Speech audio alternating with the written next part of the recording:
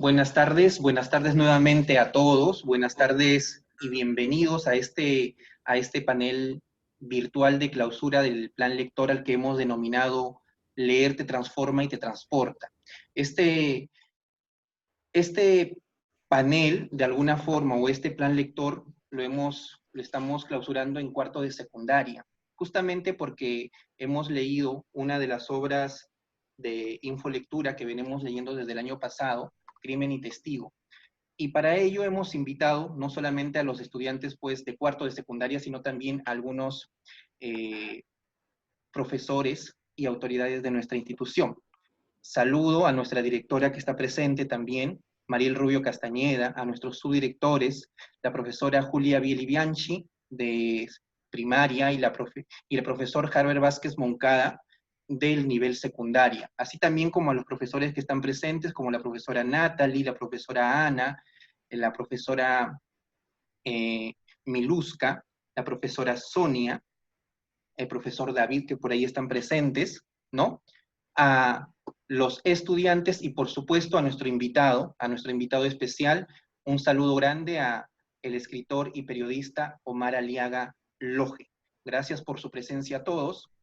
Pero sí, antes de iniciar y darle pase quizás para sus palabras iniciales de nuestro invitado, quiero aclarar o indicar algunos puntos de cómo hemos estructurado este panel poco habitual, porque no es un panel como lo que hemos trabajado en el transcurso de las últimas semanas, ya que no solamente tenemos a un invitado especial, pero lo hemos estructurado de dos formas, ¿no? La primera parte me van a acompañar dos estudiantes, que van a ser las representantes de cada sección, la estudiante Rosita Zabaleta Rivas Plata, de cuarto A, y la estudiante Kiara Urquiza Terrones, de cuarto B.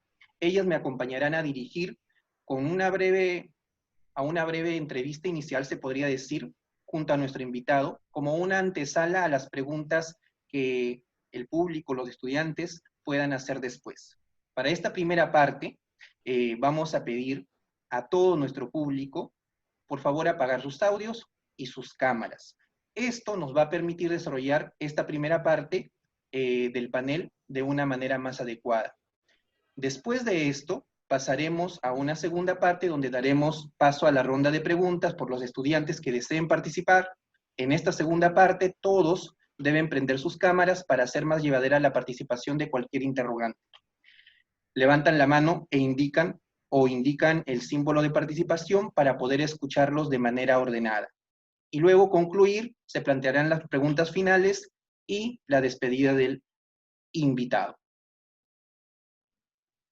Buenos días con todos, soy Kiara Urquiza, represento a cuarto año B y hoy estamos complacidos de tener a nuestro último panel virtual, a manera de clausura de nuestro plan lector virtual 2020. Al escritor de cuya obra hemos venido analizando y discutiendo en las últimas semanas. Damos la cordial bienvenida a Omar Aliaga Loje, escritor y periodista, egresado de la Universidad Nacional de Trujillo en Ciencias de la Comunicación, editor general del diario El Correo, Trujillo, docente universitario de la Universidad Privada del Norte, donde dicta cursos de especialidad de comunicación y periodismo. Además, ha colaborado con los diarios La República, La Industria y Página 12 en Argentina, así como en Radio La Exitosa. Bienvenido otra vez, señor Omar Aliaga.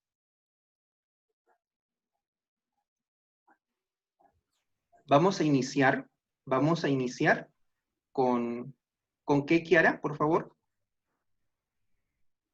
Iniciemos con este video editado por nuestro compañero Leonardo, que nos recuerda las 10 crónicas que pertenecen al libro Crimen y Testigos.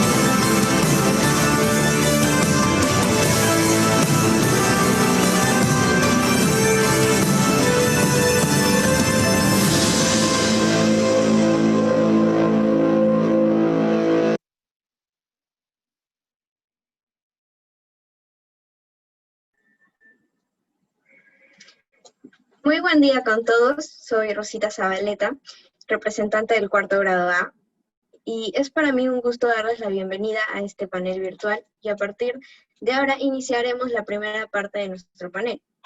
Como lo mencionó el profesor, en esta parte le pedimos a todo el público apagar sus cámaras y audios solo unos minutos para poder iniciar de manera organizada el panel. Quiero resaltar que el escritor y periodista trujillano Omar Aliaga Loje fue encargado de no solo la selección, sino también la edición del libro Crimen y Testigos, que relata 10 historias o crónicas escritas por diferentes periodistas y escritores liberteños que reflejan con pelos y señales una época muy lamentable. Esta obra cuenta lo que hay detrás de cada titular de las noticias que se vieron en Trujillo y La Libertad. Quisiera iniciar preguntándole algo que hemos visto que usted ha mencionado en algunos reportajes. ¿Es cierto que decidió estudiar periodismo como una manera de acercarse a ser más que nada escritor? ¿Es cierto que ser escritor fue su principal objetivo antes que estudiar periodismo?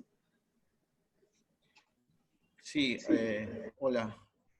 Hola y bueno, un saludo a todos. Gracias por la invitación. De verdad estoy muy complacido, muy honrado, muy agradecido por esta oportunidad de compartir con ustedes algunas cosas que tienen que ver con el oficio de escritor y también de periodista, ¿no? Así que bueno, gracias. Me ha dado mucho gusto ver que hayan trabajado con el libro y que lo hayan hecho de una manera de verdad tan loable, tan interesante, tan enriquecedora. Han visto cosas que quizás uno no había podido percatarse en un inicio, y eso habla también del buen análisis y del buen trabajo que han hecho como parte del proyecto que emprenden en el colegio, en este grado en particular. Muy bien, a ver, yendo a la respuesta, o yendo a responder la pregunta que me acabas de hacer, Rosita, ¿no? Sí. Bueno, a ver, viendo la pregunta de Rosita, puntualmente, sí, la verdad que sí, cuando yo terminé el colegio, cuando estaba más o menos en el grado en que estás tú ahorita, Rosita, y el resto de chicos y chicas, estaba en el Colegio San Juan, y ya de ese tiempo me gustaba, bueno, a mí siempre me gustó por suerte leer, digo por suerte porque se me hizo más fácil quizás tener una idea de qué es lo que quería, ¿no? A mí me gustaba leer, ¿no? Quizás no tenía una gran biblioteca, ya de grande he podido comprarme más libros como que quería, pero dentro de las limitaciones que tenía un hogar que no tenía muchos recursos, digamos, los pocos libros que tenía, bueno, me los devoraba, me gustaba leer, me gustaba mucho leer historia y también un poco de literatura. De modo que ya en el colegio a estas alturas, ya en la secundaria, entre el cuarto y hasta el quinto año, ya tenía ya pues más o menos qué cosa me gustaba hacer y ya me gustaba escribir, en efecto. Ya había empezado a escribir cosas así pequeñas que compartía en las mismas aulas del colegio, y bueno, de modo que cuando ya nos empezaban a preguntar qué quería hacer, yo sabía que quería hacer algo que tiene que ver con las letras, con la escritura, con algo. Yo decía, quiero dedicarme a algo que me permita escribir, leer, qué sé yo, analizar, y creo que eso me gusta hacer, ¿no? Y había incluso algunos test que te hacen, porque ustedes seguramente también les habrán hecho, y algunos test vocacionales para ver por dónde va su perfil, ¿no? A qué carrera se acomoda su perfil, sus estímulos, su vocación, su perfil en sí vocacional. Bueno, y me salía pues como alternativas, recuerdo el derecho, periodismo, relaciones públicas, cosas así vinculadas a esos ámbitos, y el arte también me salía, recuerdo. Y bueno, mis padres, como generalmente ocurría, y todavía creo que ocurre, creo que querían o hubiesen preferido que elija una carrera tradicional, digamos, ¿no? En este caso probablemente hubiesen estado más contentos con que yo elija derecho, pero por suerte ellos han sido muy respetuosos de lo que yo elegía y me respaldaron y me apoyaron, y entonces ya cuando llegado el momento yo quería estudiar literatura, se me pasó también por la mente estudiar literatura, pero era muy complicado, tendría que haber ido a Lima, era una cosa un poco difícil, y cuando estaba que me preparaba ya resignado, digamos, preparándome para estudiar Derecho, recuerdo que salió una convocatoria y abren la Escuela de Periodismo en ese momento de la Universidad Nacional de Trujillo, que me permite finalmente postular y, para suerte mía, ingresar ahí nomás a la primera, ¿no? Y bueno, así fue. Entonces yo sí me metí a estudiar periodismo porque sentía que era lo más cercano que tenía para escribir. Y fíjense que puedo decir que en esa época ya soñaba con algo así, ¿no? Que llegado el momento me presente en algún lugar, como acaban de ser ustedes, como escritor y periodista, y creo que eso me gustaba también como sonaba, la verdad.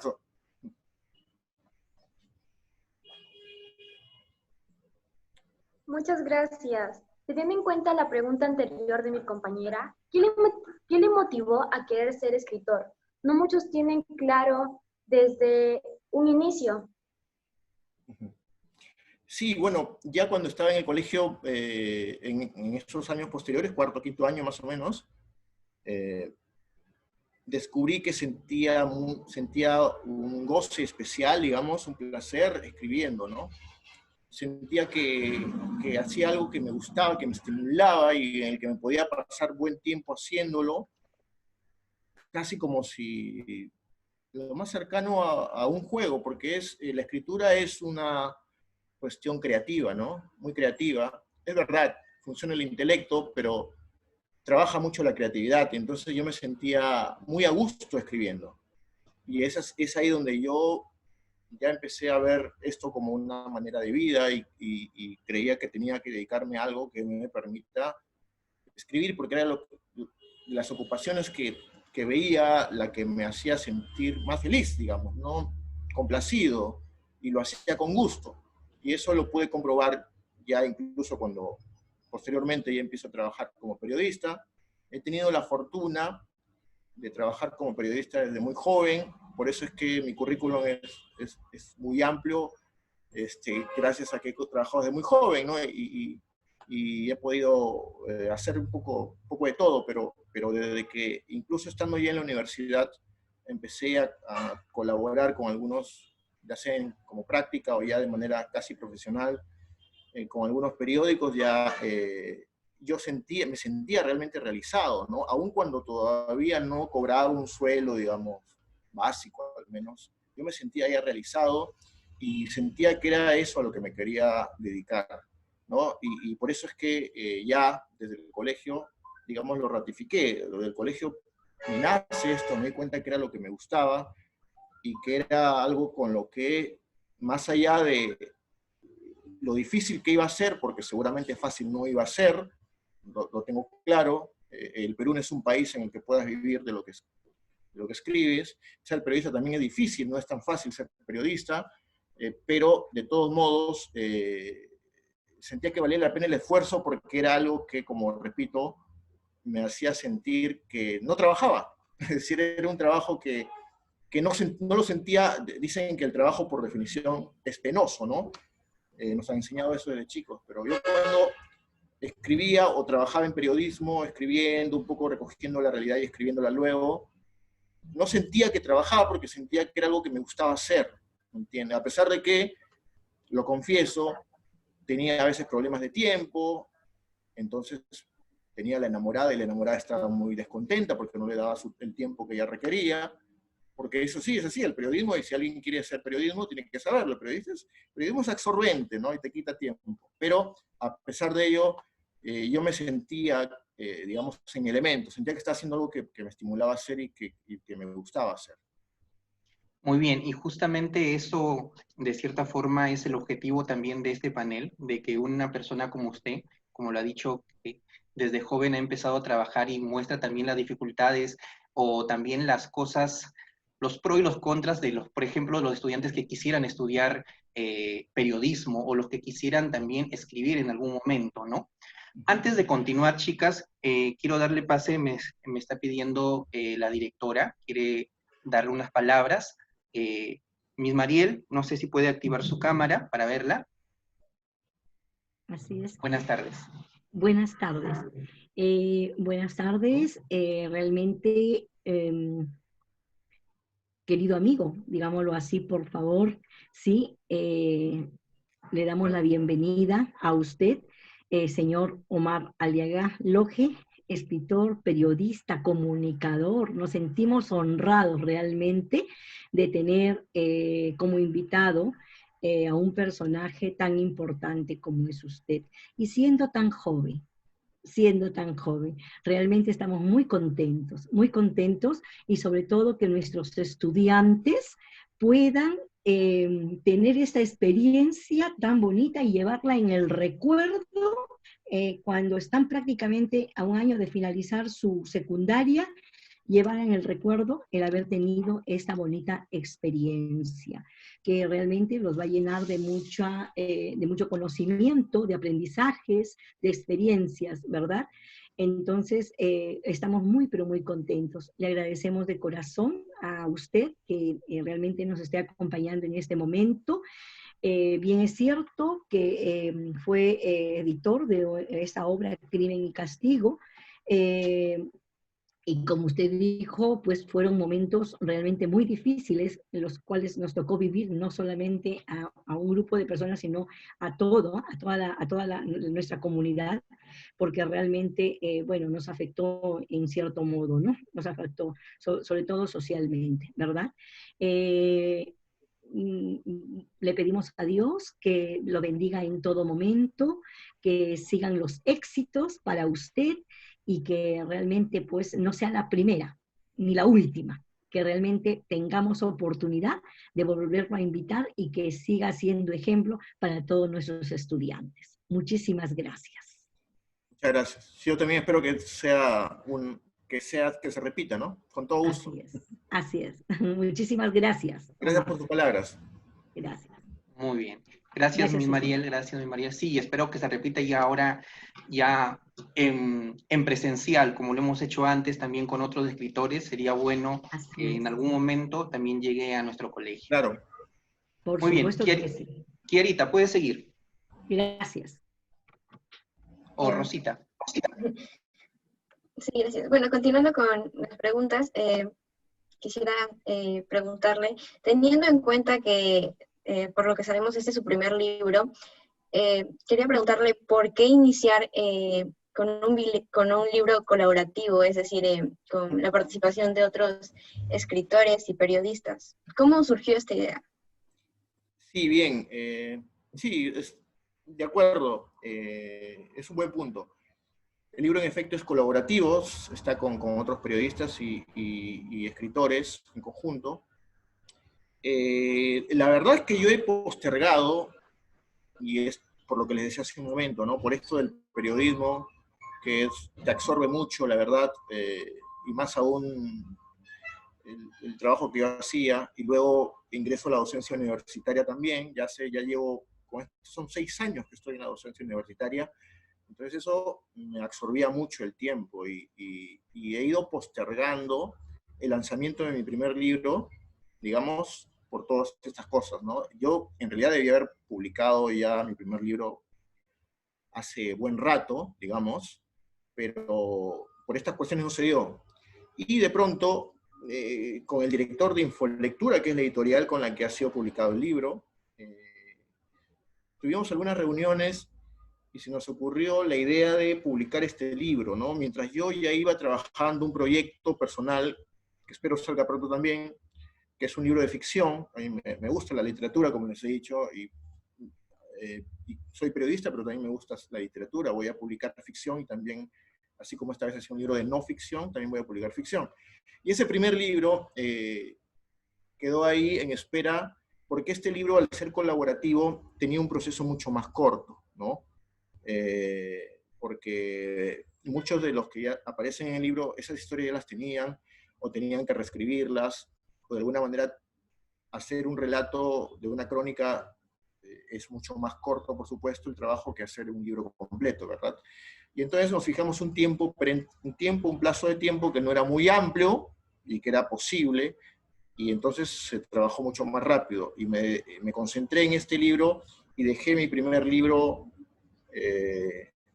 a un costado mientras tanto, ¿no? Para poder publicar este, tomando en cuenta también que nuestra idea, sinceramente, era presentarlo en la Feria del Libro de Trujillo que se desarrolló el año pasado, más o menos en octubre, casi en noviembre, y calculando ese tiempo fue que le dimos prioridad a este proyecto. Fue así que entonces se dio este primer libro. Igual a mí me da mucho gusto que el primer libro de esta manera se haya publicado así, ¿no? De modo colaborativo con colegas. Ahí hay muchos amigos, amigas que yo conozco, que quiero mucho, que los conozco del trabajo o que de alguna manera sigo su trabajo y me gusta lo que hacen. Y eso ha sido una manera también de darle un espacio a ellos, ¿no? No hay muchos libros en Trujillo, en esta parte del país, sobre periodismo narrativo, digamos, ¿no? Y eso también era una cosa que a mí me gusta mucho. A mí me gusta mucho el periodismo narrativo porque es el periodismo con dosis de literatura, ¿verdad? Que cuenta historias un poco como lo haría la literatura, o tratando de usar algunos mecanismos propios de la literatura. Bueno, entonces esa fue la elección, digamos, y sí, digamos que esa fue la elección de ser el primer libro, que es el primer libro colaborativo, ¿no? Quizás el primer libro propiamente dicho de mi total autoría sí es el que todavía no sale y que pronto espero salga, ¿no? Pero sí, me interesa mucho igual este libro. Yo les cuento, les adelanto, que ahora estamos trabajando en uno similar, y que probablemente también salga antes que el mío, es sobre historias que tienen que ver con la pandemia, ¿no? Por parte de periodistas, escrito por parte de periodistas en el norte, no solamente en Trujillo, sino también en Piura, en Chiclayo, en Chimbote. A raíz de todos estos meses de pandemia que han sido duros, ¿no? Que han dejado historias también. Y eso también estamos ahora embarcados también en ese proyecto que también esperamos ver pronto, les adelanto a manera de primicia. Muy bien, muy bien. Si bien más adelante seguramente ya muchos o algunos de los estudiantes les van a hacer más preguntas exactamente de las crónicas que hemos leído, si usted tuviera que describir brevemente este libro colaborativo, este primer libro que creo que no es menos importante a los que se vienen, ¿no? ¿Y cuál ha sido el propósito? ¿O ha tenido algún propósito? ¿O no sé, cuál ha sido el objetivo de reunir a 10 escritores, a 10 periodistas para hacer estas historias desde Trujillo? Sí, bueno, hay algunos propósitos ahí, algunos objetivos, digamos, que uno espera de todas maneras cumplir cuando publica un libro. En este caso, era un poco para empezar lo que les decía hace un momento, ¿no? Me interesaba que hay un espacio, nos interesaba un espacio de periodismo narrativo, junto a la idea que tenía también Jorge Tume con Infolectura, en el que los periodistas, porque los periodistas habitualmente escribimos en periódicos o reporteamos por televisión, en radio, pero no tenemos necesariamente espacio para contar historias de manera más personal, más profunda, más humana, ¿verdad? Y entonces ahí era un espacio, una posibilidad para que los periodistas contemos lo que vemos de una manera más personal, repito, más profunda, con una mirada más profunda, ¿no? Y eso también era muy importante para nosotros. Otro que siento que la temática del crimen en Trujillo sobre todo ha marcado definitivamente la vida de todos nosotros en los últimos años, ¿no? En las últimas 2 décadas de manera principal, en la última década de manera principal. Y era necesario contar historias sobre eso. Contar historias que ya no solamente se queden en la portada del periódico, en el titular de un periódico, ¿no? Sino en el más allá, ir más allá, ¿no? Ir a la reflexión, ¿no? Porque no solamente estas historias de crímenes nos muestran la vida en blanco y negro, no solamente hay héroes y villanos, sino que de alguna manera también los villanos en algún momento han sido héroes y viceversa, ¿no? Y hay muchos matices, hay muchas historias que quizás quedaron silenciadas por el día a día, pero que merecían ser contadas y ser rescatadas. Y creo que ese también ha sido un objetivo principal. Y por supuesto, esa reflexión era necesaria, ese análisis era necesario, y ustedes, por ejemplo, en el colegio lo están demostrando cuando escucho justamente los análisis y las perspectivas que encuentran dentro de él, ¿no?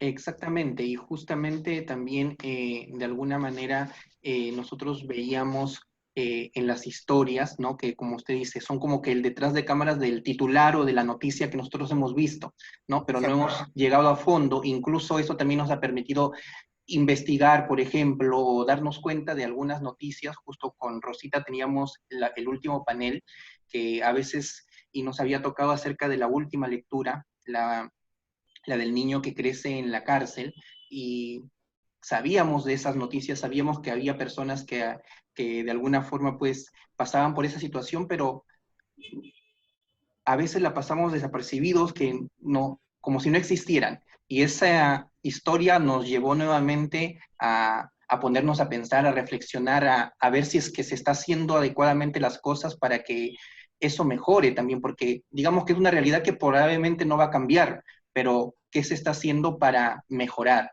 ¿No? Kierita, dime. Bueno, ¿usted cree que es más difícil publicar en grupo o individual, referente a su obra Crimen y Testigo? A ver, bueno, hay un poco de los dos, ¿no? Cuando uno publica de manera personal, es verdad, te vas a tomar más tiempo seguramente, porque el proceso es más largo. Pero trabajas contigo mismo, básicamente. Puedes tener un editor, ¿no? Que te revise el final y te dé recomendaciones o te diga qué cosas puedes cambiar o no, o quitarle, hey, Nina, pues, pero cuando trabajas de modo colaborativo, quizás el plazo es más corto porque todos trabajan en paralelo, ¿no? La construcción de todo el libro.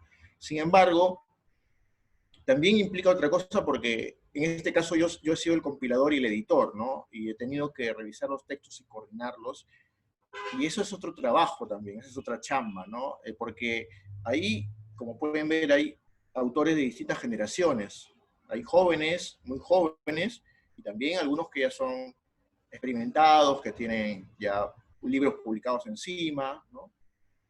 O hay jóvenes que también ya tienen libros publicados, ¿no? Y había que coordinar con ellos, hacerles algunas sugerencias, yo revisaba y los llamaba y les decía algunas sugerencias, ¿qué tal si puedes cambiar esto acá? O el título lo podemos cambiar, no sé, cosas así, ¿no? Y ese es otro trabajo también adicional que uno no tiene cuando trabaja en solitario, digamos, ¿no?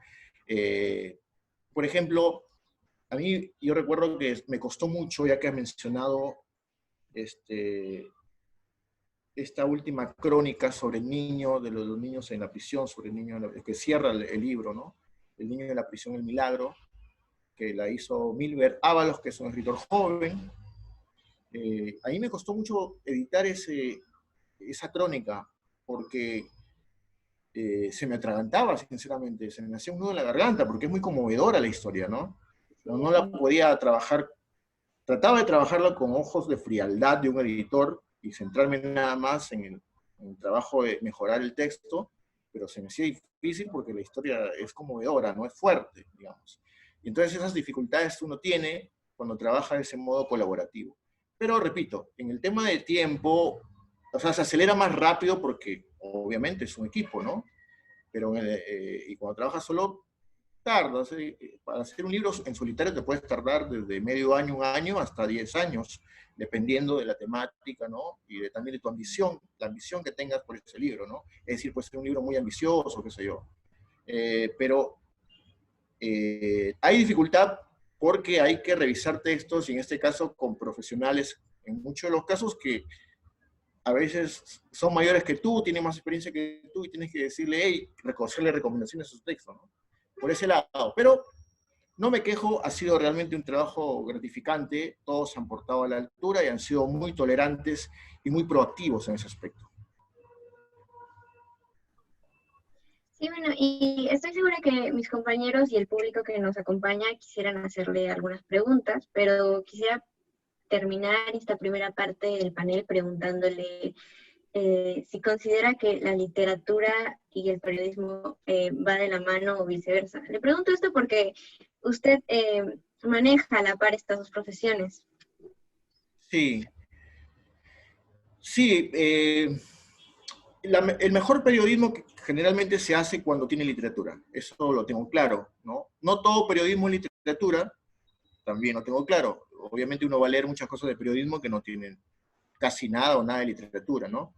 Pero los mejores textos, los que se quedan en uno, los que uno vuelve a leer y conserva, los archiva, generalmente tienen literatura. Por eso es que tienen más valor, por eso es que no mueren, como la sentencia esa de Héctor Lavoe, ¿no? Cuando dice, ¿para qué leer un periódico de ayer?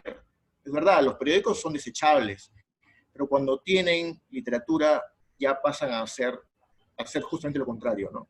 Y bueno, uno lo encuentra generalmente en crónicas, en libros, el periodismo con literatura se genera en los libros principalmente, pero en algunos reportajes, en algunas crónicas también, incluso a veces en televisión, hay algunas que valen la pena y que tienen componente de literatura. Yo creo que, repito, ¿por qué? Porque lo ensalza, lo hace más creativo, ¿no?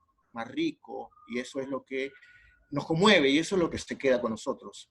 Debería el periodismo hacer más uso de la literatura. Es verdad, no todo se presta a la literatura. Por ejemplo, una noticia súper rápida y ágil, si le ponemos literatura probablemente sea contraproducente ahí, ¿no? Pero en textos de largo aliento, con más profundidad, por ejemplo, en reportajes más largos, yo creo que es indispensable que el periodista trabaje con la literatura y por eso es que es muy importante que un periodista lea, tenga una formación básica, no solamente en libros de literatura, sino también posiblemente que haya tenido una buena formación cinematográfica, es decir, viendo películas consideradas obras maestras, escuchando música también que sea considerada artística, más allá de la música que uno escucha cotidianamente, quiero decir, ¿no? En fin, cuando un periodista tiene mayor formación artística y cultural, seguramente va a ser más creativo y más talentoso a la hora de contar una historia.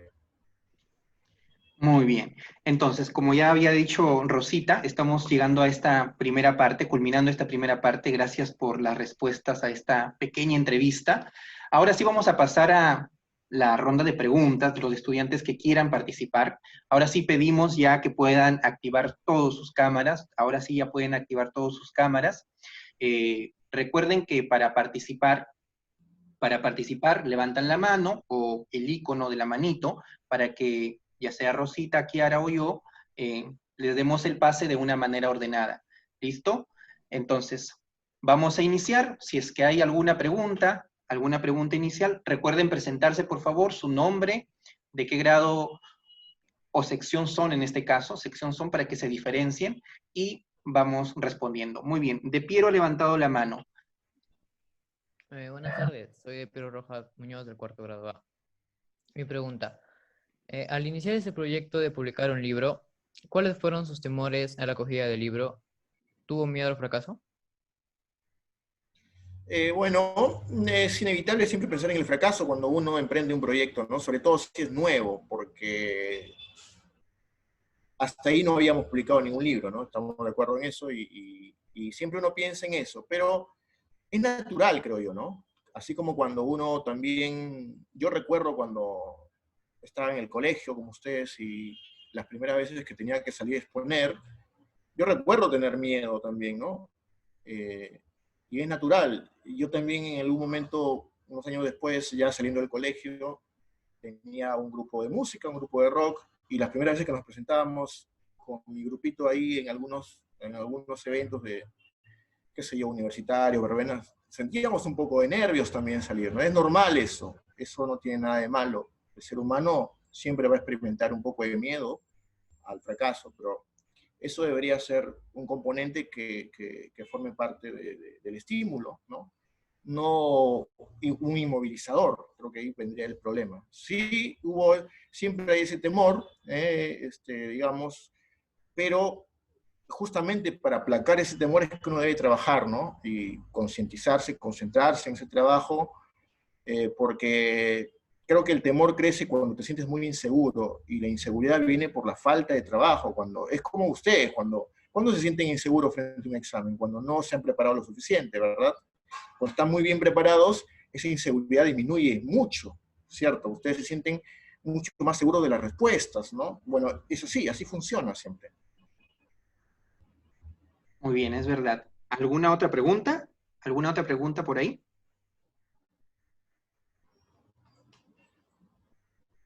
Activa tu audio, por favor. Buenas tardes, soy Carlos Navarro. Mi siguiente pregunta hacia ustedes. Dicen que ser escritor es un poco difícil, y más aún publicar libros en nuestro país. ¿Cómo logró publicar este libro? Sí, es verdad, lamentablemente el Perú es un país que está en la cola de, cuando uno ve los países que más leen, no es el Perú definitivamente, ¿no? Ojalá esto se fuese revirtiendo, ¿no? Pero va a depender de todos nosotros, de ustedes, en fin.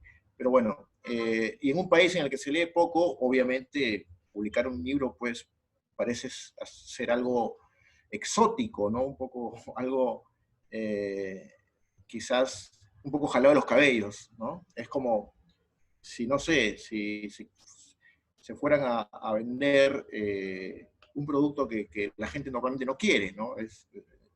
Digamos que está casi condenado al fracaso, o por lo menos hay pocas probabilidades de éxito. Bueno, eso sí es verdad, eso no lo podemos negar. ¿Queremos cambiar eso? Sí. Pero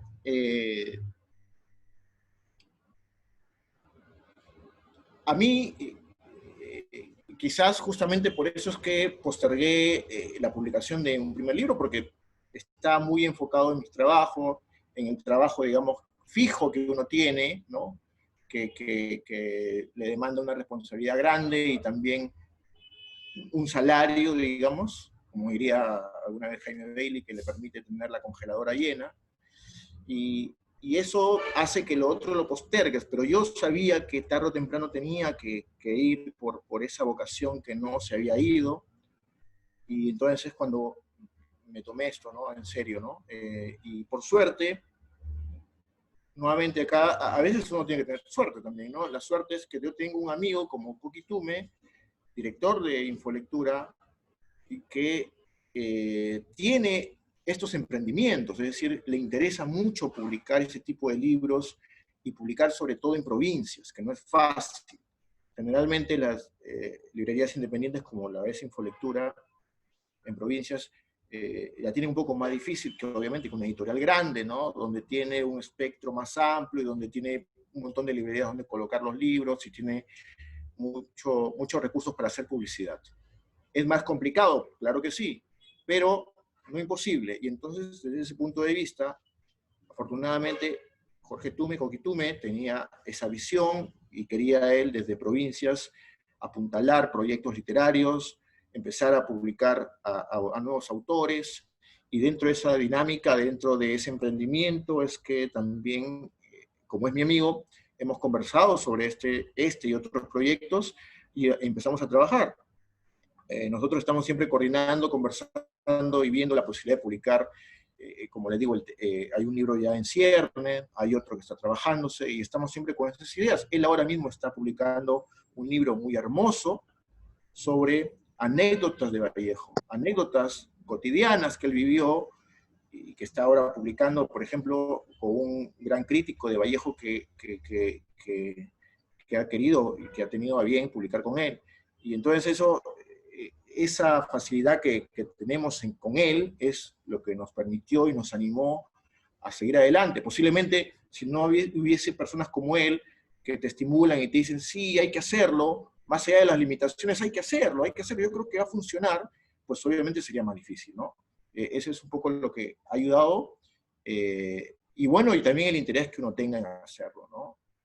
Uno sabe que te puede salir bien o mal, pero tienes que intentarlo, ¿verdad? Y eso es lo que ha marcado el punto de partida y que ha generado que podamos publicar este libro, y bueno, que esté leyéndose, que siga ahí circulando, ¿no? Y que haya sido entre todo bien recibido, ¿no?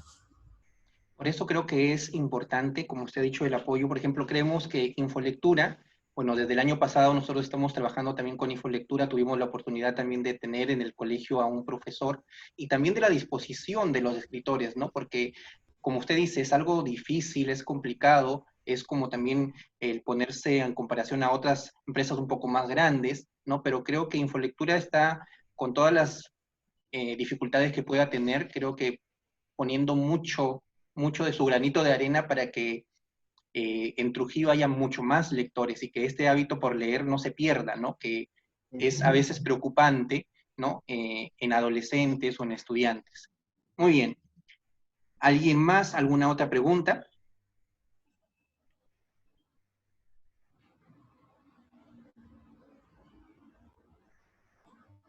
Morales.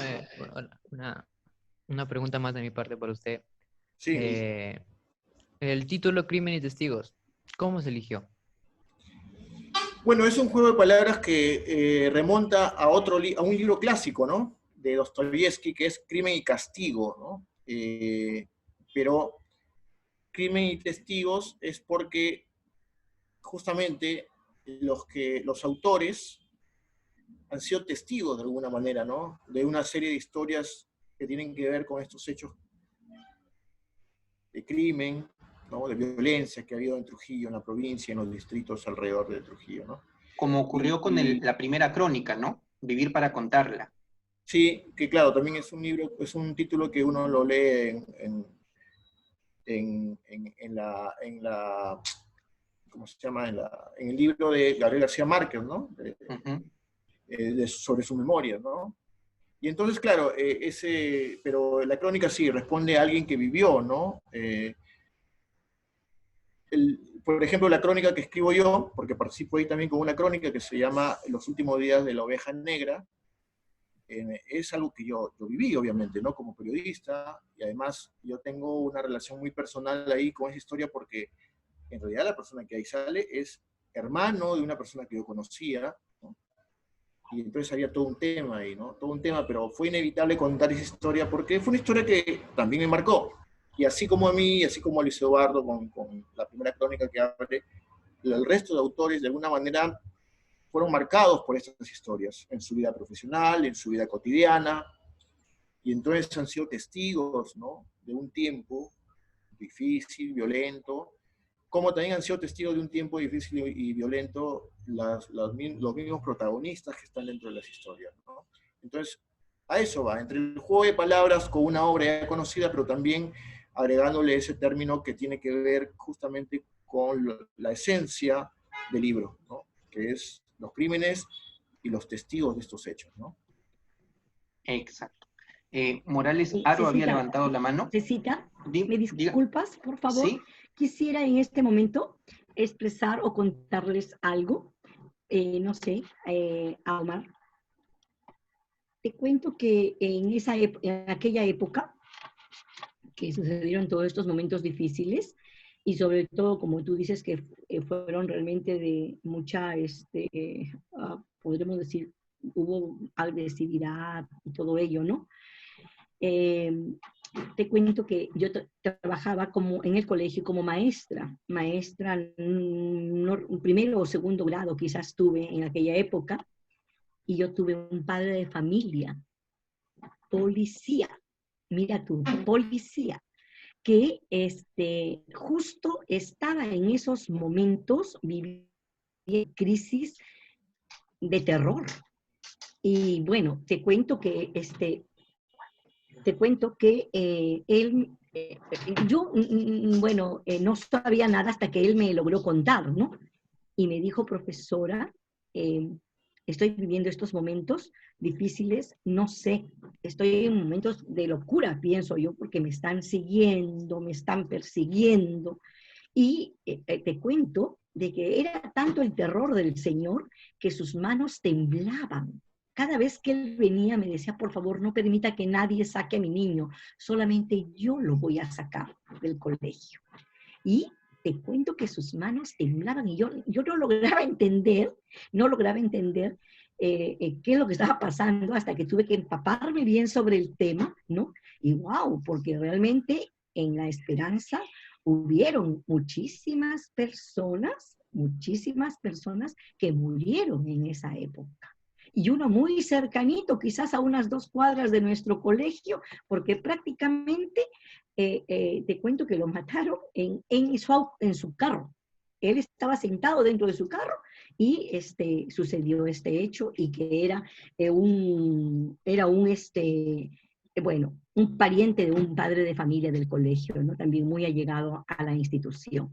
Y bueno, fueron unos momentos vividos, como te vuelvo a repetir, bastante difíciles, ¿no? Bastante difíciles, y te cuento como experiencia de lo que yo pasé, ¿no? Claro. No, es que todos hemos sido de alguna manera testigos, todos hemos estado cerca ¿no? Inevitablemente de una historia similar, ¿no? Que se ha dado, que ha sido muy recurrente en estos años en Trujillo, ¿no? En general en Trujillo, en La Libertad. Y creo que eso es un poco lo que queríamos hacer, ¿no? Así es. Dejar registro de estos hechos y darle otra mirada también para que pueda tomarse con la reflexión del caso, ¿no? Exacto, y creo que también eso se Gracias. ve, ese ejemplo se ve en los periodistas, en algunas de las crónicas, ¿no? Como por ejemplo la del niño en el pozo, que también me pareció a mí una de las más fuertes, ¿no? Sí, sí, Una de sí. las más fuertes y la que más me tocó, pero que ya seguramente lo vamos a mencionar. Por ahí había un estudiante que había levantado la mano, Morales Aro, no sé si quiere hacer la pregunta o hay otra persona más.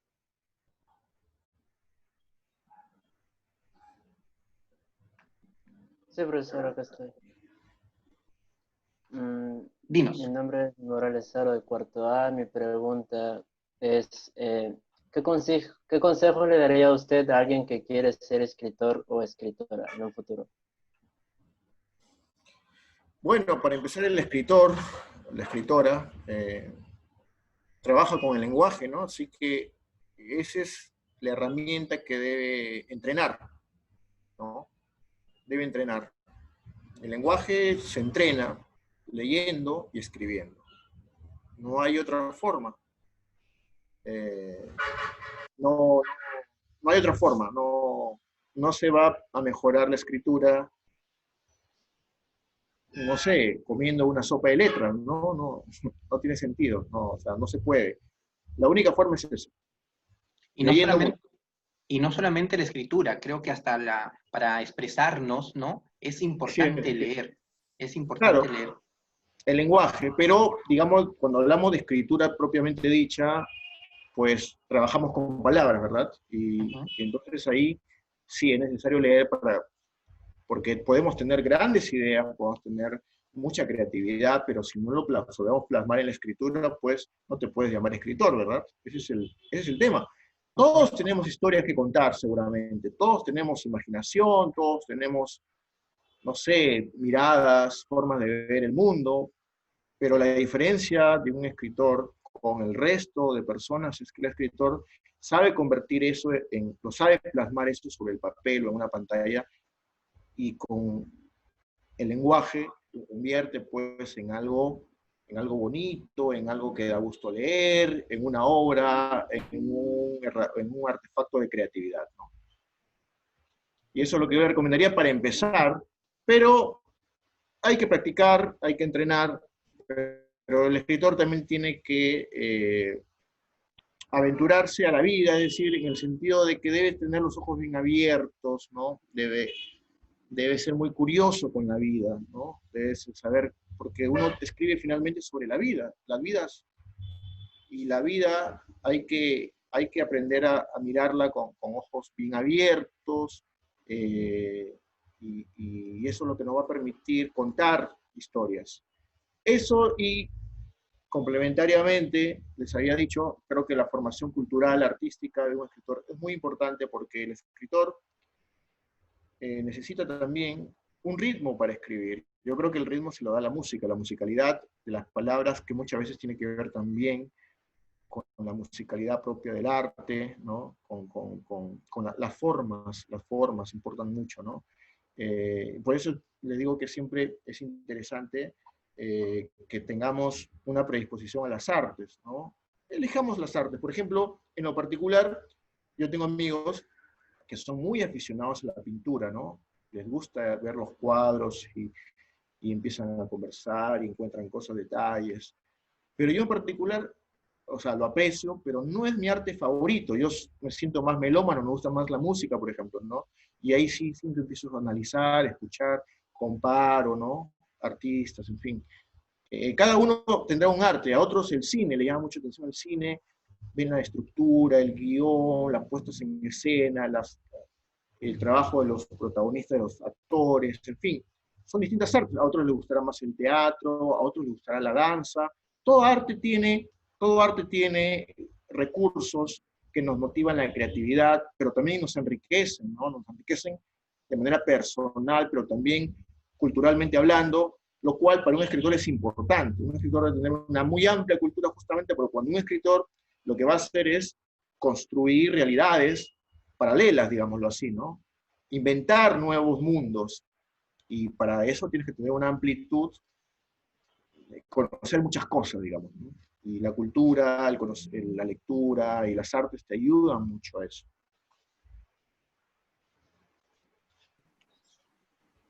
Benjamín creo que había levantado su mano. Sí, buenas tardes con todos. Y buenas tardes al escritor Omar Aliaga. Soy Benjamín Novoa del cuarto A y me preguntaba con cuál de los personajes mencionados en las crónicas de Crimen y Testigos ha tenido mayor vínculo usted y cuál es su crónica favorita. Ya, a ver, bueno, para empezar he tenido más vínculo con la historia que yo escribo puntualmente, que se llama Los últimos días de la oveja negra. Al abogado lo conocí en vida, que luego fue asesinado, el abogado fue asesinado. Lo conocí en vida, al entorno también, pero más a él, ¿no? Pero otros personajes que aparecen ahí, también he tenido contacto con ellos porque forman parte de la historia de Trujillo reciente, digamos, ¿no? Por ejemplo, el exalcalde Elidio Espinosa, yo lo he conocido, lo he entrevistado más de una vez, ¿no? Algunos personajes,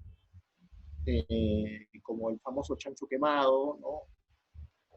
Y yo no tengo que lo he tratado, pero sé quién es porque también estábamos ahí en el periodismo y sabíamos quién era, y había aunque no lo conocía personalmente, había un conocimiento del personaje, ¿no? Había una cercanía que quieras o no se termina dando por el hecho de estar siempre atento a las noticias sobre este personaje. Y bueno, ahí me gusta mucho la crónica justamente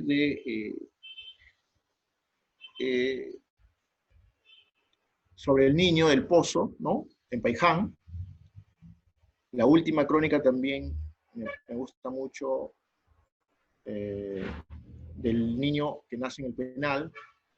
Otra crónica que también me gustó mucho, que me parece también de las mejores del libro, ha sido Hijita Mía, sobre la historia de dos padres que buscan justicia por sus hijas, que fueron víctimas de feminicidio, y a manos justamente de dos hombres que juraron amarlas, ¿verdad? Eso también me gustó mucho, la forma paralela en que se juntan ambas historias. Digamos que podrías señalar esas tres, ahorita como que mis favoritas, digamos, ¿no? No porque el resto no me guste, pero si tengo que elegir, digamos, por intensidad, por conmoción, ¿no? Podría decir que esas son las que más, ahora se me ocurre mencionarlas como las que elegiría, pues. Otro compañero que quisiera participar. Sí, buenas tardes. Yo soy Paredes Carrera, de cuarto año B, y mi pregunta es la siguiente. Respecto a la crónica escrita por usted, Los últimos días de la oveja negra, ¿qué rescata de todo lo que conoció del abogado William Galindo? ¿Y por qué se centró principalmente en su historia?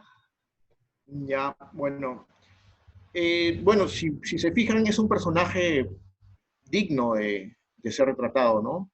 Es verdad, tenía cosas negativas, eso está claro. Era un abogado que se entremezcló con el AMPA, ¿no? Con la delincuencia. Pero era un personaje que a la vez tenía distintas caras, ¿no? Dicen que hasta los más malos tienen a veces una cara, ¿no? Una cara que puede ser amable, ¿no? Y a él, por ejemplo, algunas veces él me llamaba, ¿no? Para darme alguna información, incluso él denunció a algunos políticos por una corrupción. Y yo como periodista, sobre todo en esa época, hacía mucha política, me llamaba y me daba los documentos, ¿no? Yo sabía que era un abogado, sabía que no andaba necesariamente en buenos pasos, pero tampoco conocía todo lo que después conocí, ¿verdad? Porque ya esta crónica ya la he escrito después, estoy hablando de los años en que lo conocía recién, que no sabía hasta qué punto estaba metido con el AMPA, pues, sabía que era medio vago, digámoslo así, esos abogados que tienen su estilo así medio vagoneta, pero no sabía cuán profundo estaba metido en eso. Sin embargo, Uno como periodista a veces recibe, ¿no?, información, denuncias, y tiene que analizarla, tiene que cotejarla, ¿verdad? Y eso se hacía. Y en ese momento era una persona que a mí nunca me amenazó ni me mostró una cara realmente negativa y perversa. Pero lo que yo fui descubriendo después, lo que hacía, las denuncias que algunas mujeres le hacían, supe que le golpeaba a su pareja, una mujer la denunció por intento, por abuso sexual. Ahí fue ya cuando me di cuenta que era un personaje realmente siniestro en muchos aspectos, ¿no? Y ya cuando luego se supo hasta qué punto estaba inmerso también en actos delictivos, porque defendía a delincuentes principalmente, pues ahí me terminó de dar, se terminó digamos, retratar quién era él, ¿no? Ahora, yo también recuerdo que él ha ido también alguna vez a la redacción donde trabajaba a amenazar a algunos periodistas, no directamente a mí, pero a otros sí. Y sé que fue a otro diario, a la industria también, a golpear ahí la puerta buscando a un periodista que escribió algo, publicó algo que no consideró correcto él, ¿no? Que sentía que le estaba haciendo, difamando, por decirlo así. Y sí, tenía esas cosas, ¿no? Y era un personaje entonces que sin duda durante unos años en Trujillo era un personaje conocido, temido no solamente por personas de a pie, sino también por jueces y fiscales, por abogados, ¿no? Porque él era así tal como lo trato de retratar en la crónica, tenía esas cosas, era capaz de ir y hacerle un escándalo a un comensal en un restaurante como el Mochica, y agarrarlo de las solapas de la camisa y meterle un golpe y hacer bulla, y llegaba con unos matones así de seguridad, y era así, él era así.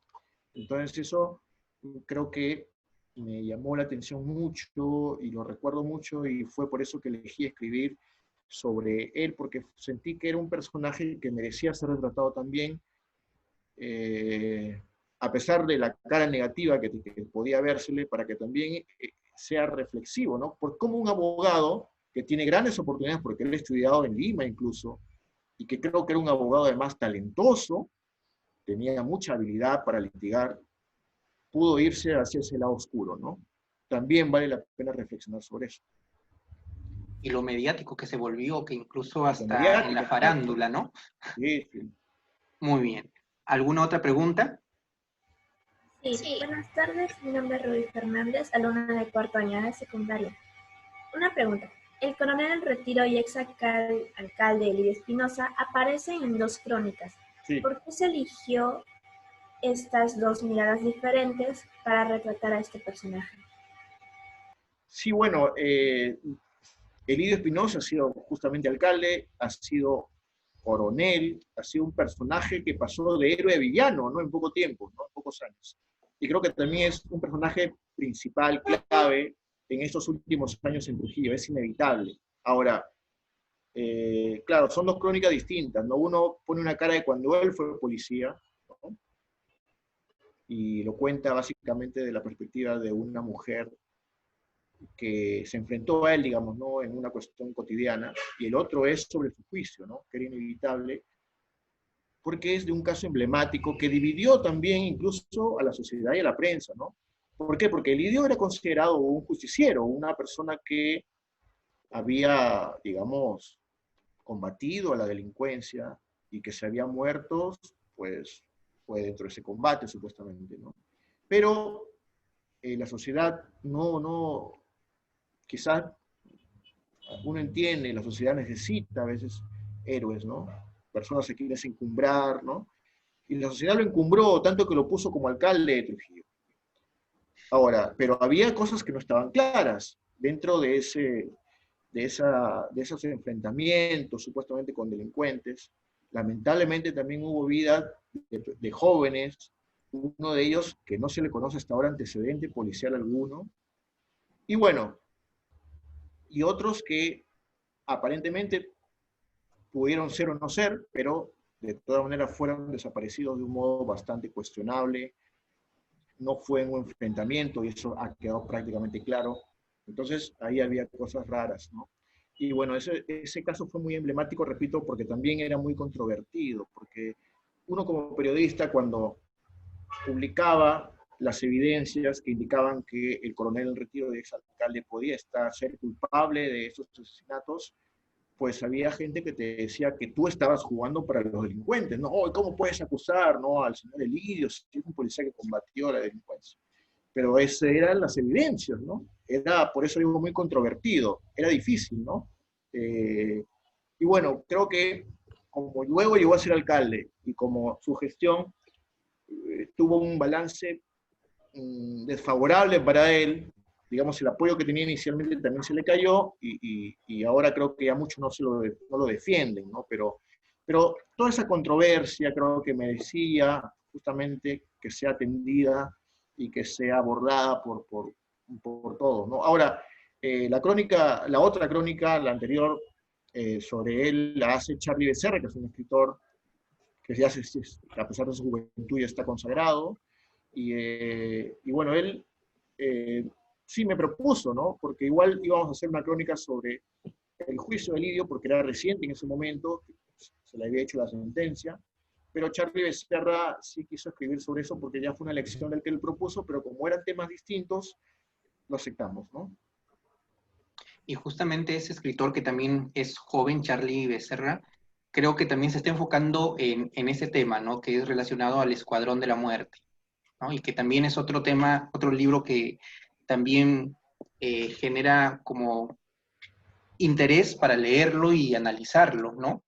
Justo acá que estamos con algunos de los docentes que también son del área de comunicación, recuerdo al iniciar este año fuimos a Infolectura justamente para ver y armar cómo haríamos nuestro plan lector, y cuando encontramos, por ejemplo, este libro y veíamos, este libro iba a ser dirigido para quinto de secundaria, ¿no? Para quinto de secundaria, pero por una u otra cuestión se trabajó con cuarto de secundaria y creo que de una manera adecuada. Y creo que justamente es para cuarto y quinto de secundaria este libro que merece ser analizado. Muy bien. María, creo que levantaste la mano. Buenas tardes, mi nombre es María Guamachimo Reyes, soy del cuarto A, y mi pregunta es que, ¿qué le recomendaría usted a los jóvenes sobre aquellas situaciones presentadas en su obra? Sobre las situaciones presentadas en el libro, bueno, que ese es el mundo, ¿no? También es duro, es violento, a veces es así de cruel, ¿no? Pero también hay gente buena. Ahí pueden ver algunos personajes, ¿no? Que han sufrido, pero que a pesar de ellos no han perdido, digamos, la bondad, ¿no?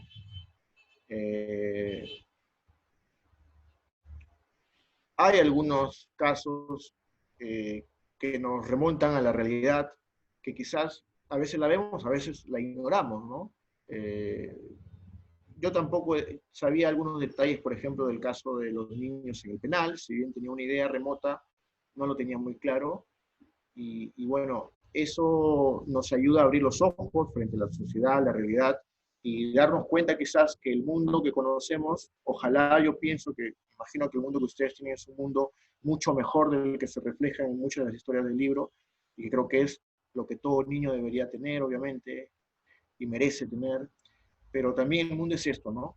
Y yo en ese aspecto les recomendaría pues que hay que mirar esa realidad, pero con la intención de pensar de que eso debe ser cambiado, ¿no? De que hay que todos de nuestro sitio debemos hacer algo para que no haya más casos como esos, para que haya más justicia, para que no tengamos que enterrar a veces a los muertos, a nuestros muertos de esa manera tan cruel y dolorosa, ¿no? Y bueno, y desde ese punto de vista también la recomendación es que miren cómo algunos de los personajes ahí descritos eran chicos, muchas veces con ciertas habilidades, que pudieron tener un futuro distinto y que terminaron pues en el lado oscuro, en el lado equivocado, y no los llevó a nada bueno, ¿verdad?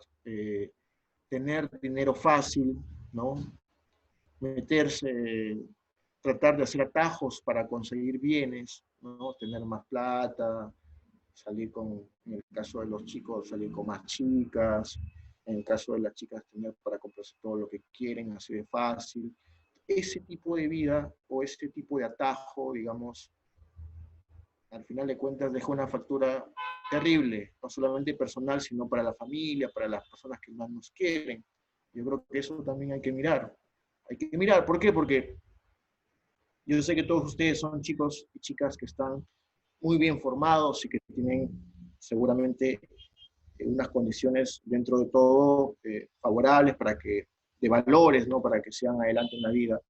Pero todos en algún momento tenemos momentos de vulnerabilidad en el que podemos ser presa fácil de alguna mala decisión o de que nos convenzan de tomar una mala decisión, ¿no? Entonces yo creo que ese riesgo ustedes tienen que conocerlo, y porque es así. Toda parte de crecer es eso. Se nos van a aparecer puertas distintas, y nosotros tenemos que elegir siempre la puerta que más nos convenga. Y no es tonto ni aburrido necesariamente la puerta que nos lleva por el bien, porque es la que nos va a evitar problemas mayores después, como pueden ver en las historias que están en el libro.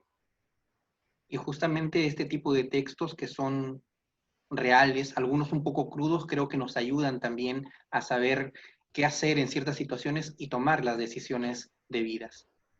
Luz, ¿habías levantado la mano? Sí, ante todo, buenas tardes. Mi nombre es Luz. Pues, con respecto a las crónicas, hijita mía, y honrarás a tu madre, que creo que son las más sensibles, que describen el drama que pasa un padre de familia, ¿no? Y también nos hablas sobre la importancia de la familia. Yo quiero saber cuál es su comentario respecto a estas dos historias. Sí, bueno, sí, justamente el caso de Hijita Mía revela un drama que lamentablemente se ha notado más en estos últimos años en el país, ¿no?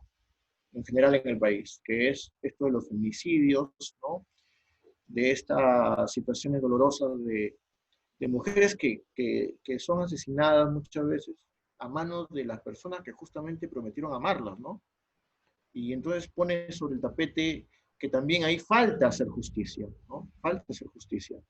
Y bueno, ahí yo creo que hay un trabajo que todos debemos emprender desde casa, en los colegios, yo creo que lo están haciendo mucho, por suerte, que es revalorar el respeto por la mujer, ¿no? Considerar que ellas tienen los mismos derechos que nosotros los varones, ¿no? Desde casa, eso debe comenzar desde casa, porque es verdad, nuestras madres, nuestras abuelas, bueno, está bien, no vamos a juzgarlas, pero crecieron con unas ideas que, bueno, que también nosotros nos fueron poniendo de casa, ¿no? Que es que el varón hace ciertas cosas y la mujer ciertas cosas, ¿verdad?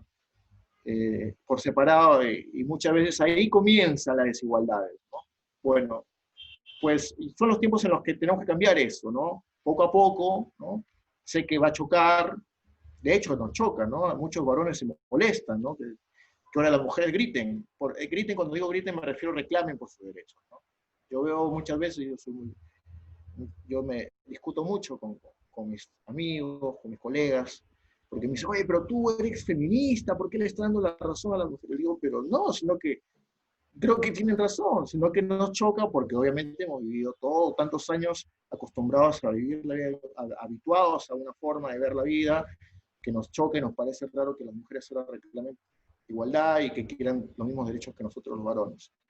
Bueno, pues yo creo que por ahí debe comenzar. Y eso es un trabajo que se hace en el colegio, pero también en casa sobre todo, ¿no? Yo creo que ustedes, chicas,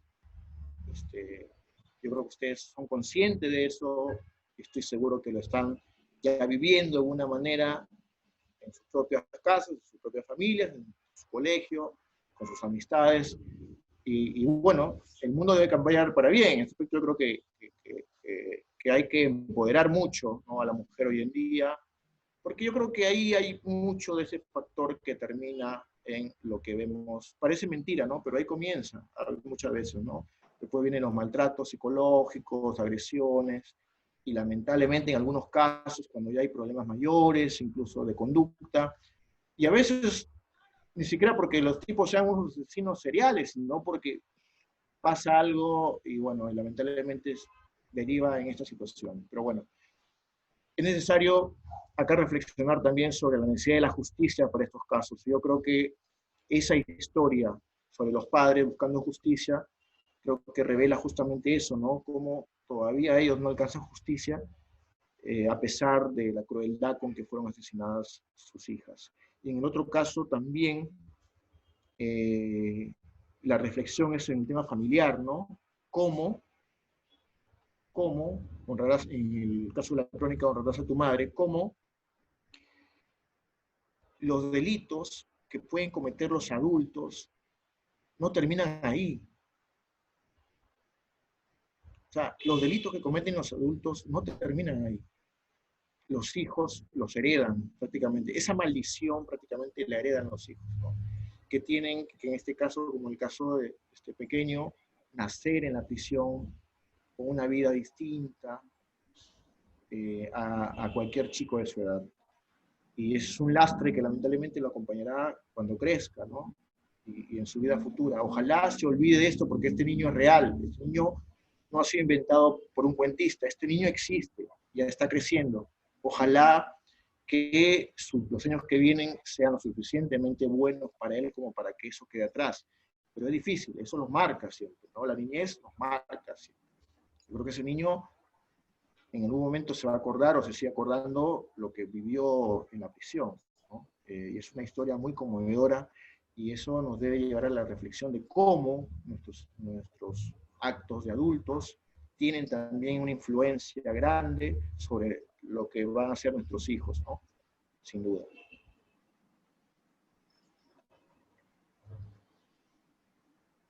Sí, exacto. Los errores de nuestros padres a veces repercuten en nosotros. ¿Alguna otra pregunta? ¿Este libro pretende dejar algún mensaje o enseñanza de manera periodística y literaria? Sí, bueno, como un poco ya hemos dicho, la idea es que se reflexione sobre la realidad. Es dura, es cruel a veces, pero es lo que existe para tomar acciones, para poder repensar un poco y tener la conciencia de qué es lo que está mal en nuestra sociedad, ¿no? Y tal vez saber que esto existe. Quizás a veces nos tienen que contar crudamente para darnos cuenta de ello, ¿no? A veces es así. Pero bueno, también, digamos ya como trabajo periodístico, literario, queremos que también se deje un registro pues, de las historias, ¿no? De cómo ha habido un abordaje mucho más personal, mucho más sensitivo de estos hechos que ocurrieron estos años, ¿no? Definitivamente, eso también es algo que se quiere quedar con el libro, que queremos dejar ahí con el libro, ¿no? Muy bien. Yo tengo otra pregunta. Sí, le digo, en la crónica el infierno es un pozo oscuro en el que yace un angelito. Creo que fue una de las más crueles, ¿no? Y las que nos dejó impactados a todos prácticamente, e incluso al mismo periodista. Yo quiero saber qué tanto afecta a las situaciones que van pasando ustedes como periodistas y que viven, ¿no? De primera mano en sus vidas. Sí, afecta mucho, ¿no? Habría que tener el corazón de piedra para que no te toque, ¿no? Pero sí, definitivamente afecta mucho. Es complicado, como ahí lo dice Paula Acevedo, que es el que escribe la crónica, esto lo marcó para siempre, ¿no? Ha sido algo que no se va a olvidar nunca, ¿no? Hasta ahora él se sigue estremeciendo cuando recuerda esas imágenes, porque él fue a cubrir, él estuvo ahí, al pie del cañón, ¿no? Contando esa historia y cubriéndola, recogiéndola, ¿no? Y sí, nos afecta, nos afecta. El periodista tiene que a veces ponerse un poco frío y duro para poder hacer su trabajo, pero inevitablemente al final del día eso te afecta. Es difícil. Y justamente en la universidad me decían algunos estudiantes, profe, ¿cómo hace para no quebrarse? Me decía, he tenido que hacer entrevistas a tales personas y la verdad que era muy fuerte, ¿no? Pero sí, le digo, tienes que hacerlo, ¿no? Sí. Eso, pero no es malo. Creo que malo sería que no sientas nada, ¿no? Creo que lo bueno, si es que eso te afecta como periodista, porque eres una persona también, puede servirte también para tener más conciencia y escribirlo quizás de un modo más humano, ¿no? Que finalmente también de eso se trata. Muy bien, Fernando. Fernando has levantado la mano. Muy buenas tardes, soy Fernando Riveros de cuarto grado A y tengo una pregunta. Desde su punto de vista como periodista, ¿cuál cree que sería una opción para poder reducir el aumento de la delincuencia acá en Trujillo? Y bueno, eso es algo que no se va a hacer de la noche a la mañana, ¿no? Eso se necesita un trabajo coordinado y va a tomar tiempo. Definitivamente depende de muchos factores, ¿no? Que haya menos desigualdad, sin duda va a ser importante, ¿no? Que haya más oportunidades para los jóvenes también va a ser importante para que haya menos delincuencia. Y bueno, una revolución que necesita el país en su sistema de valores. El Perú es un país muy herido en su sistema de valores, eso lo digo como periodista porque lo he visto en distintos ámbitos, y ustedes también lo pueden haber visto. La corrupción que revela, la corrupción política que hemos visto que existe también, revela que hay una escala, un sistema de valores realmente atrofiado, ¿no? Y eso se nota incluso en la vida cotidiana. Si ustedes se dan cuenta, en la vida cotidiana existe la corrupción. Cuando van a hacer compras, cuando manejan el auto, cuando forman cola, ahí hay corrupción. Se quieren hacer los vivos, no quieren cumplir las normas. No nos gustan las normas, cumplirlas, ¿no? Nos queremos pasar siempre de vivos o dejar para la gaseosa, ¿no? Para ganar una ventaja indebida. Ya, eso que se ve en pequeño, esas personas el día que lleguen a ser presidentes, o a ser congresistas, o a ser alcaldes, las van a seguir utilizando esas ventajas indebidas, van a seguir haciéndose los vivos. Y eso es lo que pasa, lamentablemente. Eso es lo que ocurre en el Perú, y ese es un drama, porque ese es la génesis de muchos de nuestros males. Muchos de nuestros males. ¿Por qué han muerto tantos policías durante la pandemia? Porque lamentablemente hubo compras de mascarillas que no valían, inflaron precios, o sea, la corrupción ayudó a que mueran policías. La corrupción de quienes compraban en la policía. Por ejemplo, ¿no? Estoy dando un ejemplo de varios que hay. Ese es un drama para el país. Y bueno, eso va a ser importante. Pero eso no se va a cambiar tampoco de la noche a la mañana, ¿no? Se necesita un arduo trabajo, una gran revolución en cuestiones de valores, ¿no? ¿Cómo comienza la revolución? Por ejemplo, si yo subo a veces salen en las noticias, fíjense que es algo extraordinario, por eso es noticia. Cuando un taxista, uno sube a un taxi y se olvida la billetera que tiene 300 soles, por ejemplo, y el taxista tiene la virtud de coger la billetera, mirar el DNI, ubicar a la persona y devolverle esa billetera, ahí comienza la revolución del sistema de valores. Porque eso no es común en el Perú, hay que decirlo. Eso no lo hacemos todos, no lo hacen todos. Entonces, esa es la revolución.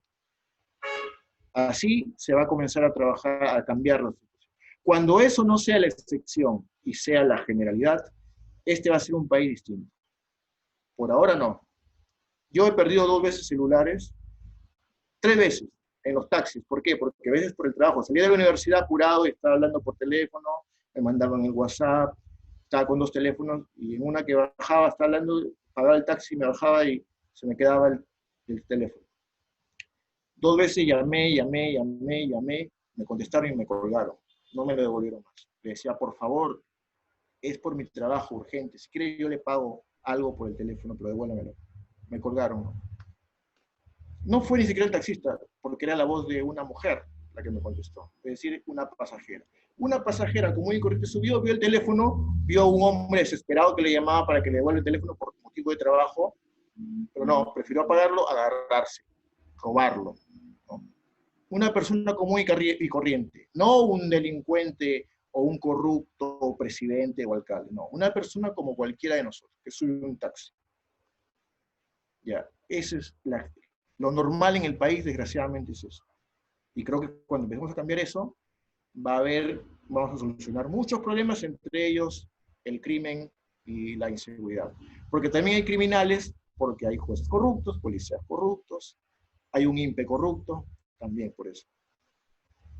Exacto, es algo complicado, pero como que tenemos que hacerlo también y es algo importante el trabajo en casa, en familia, ¿no? Que se complementa con lo que hacemos, por ejemplo, en el colegio, ¿no? Para aprender, como decíamos nosotros en nuestros paneles, a través del ejemplo también, ¿no? Del ejemplo que nosotros damos, por ejemplo, los adolescentes, del ejemplo que dan a sus hermanos menores.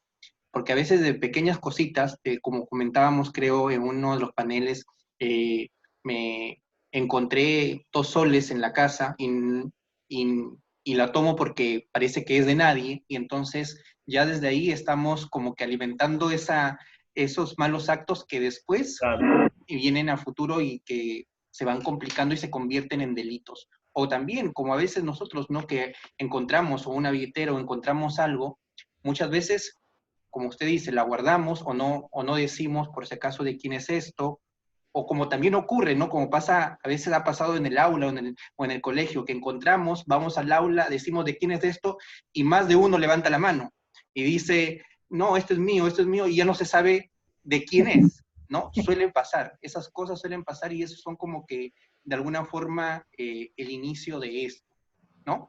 Vamos a ir, no sé, culminando con las preguntas, a ver quiénes son los últimos en, no sé, alguna interrogante más, para ya ir finalizando. Aún tengo una pregunta. María. ¿Cuál era el propósito al publicar esta obra?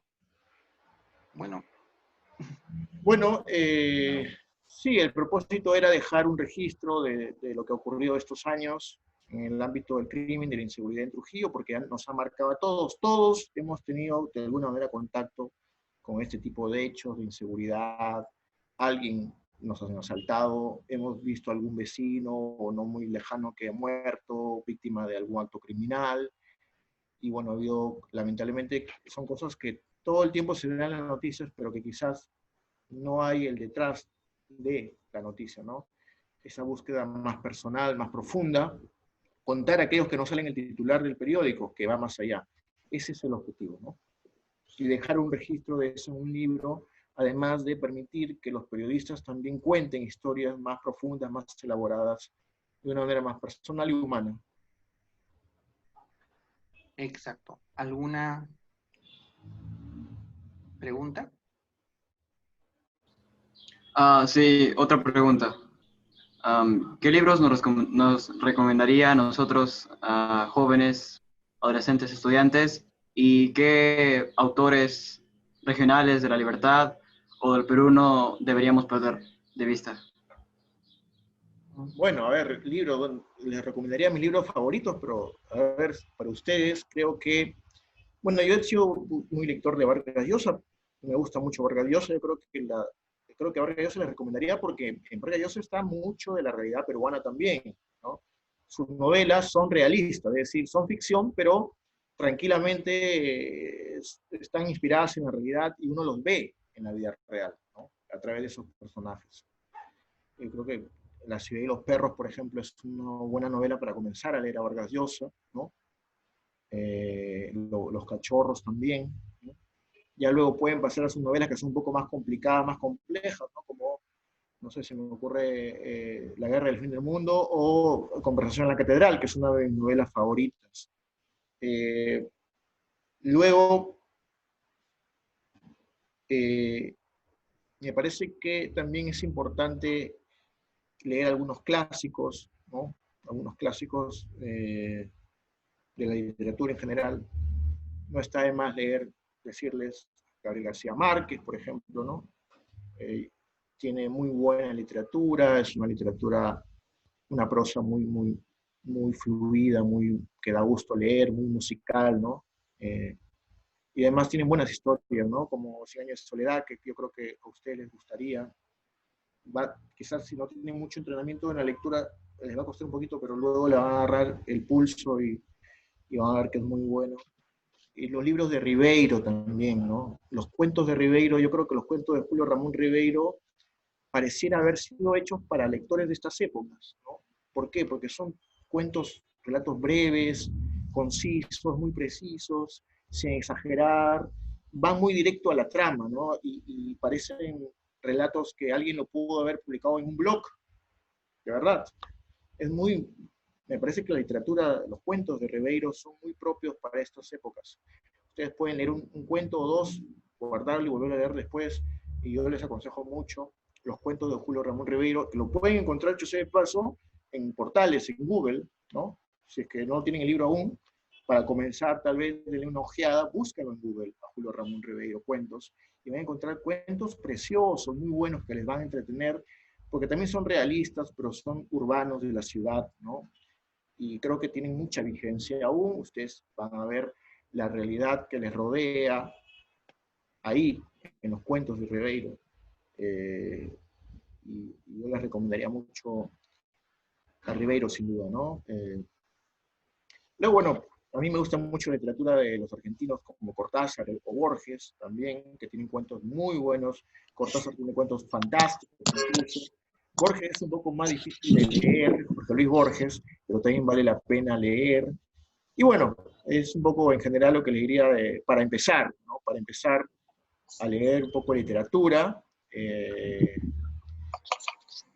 En Trujillo hay unos, bueno, Charlie Becerra ha publicado un libro también interesante que se llama Cachorro, que está inspirado en la vida de Gringallo, ¿no?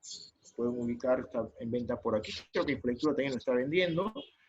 Luego Juan Carlos Díaz tiene algunos libros interesantes, como El Gringo también, ¿no? Que tiene que ver, es literatura, pero tiene que ver con la realidad también, de las pandillas juveniles, ¿no?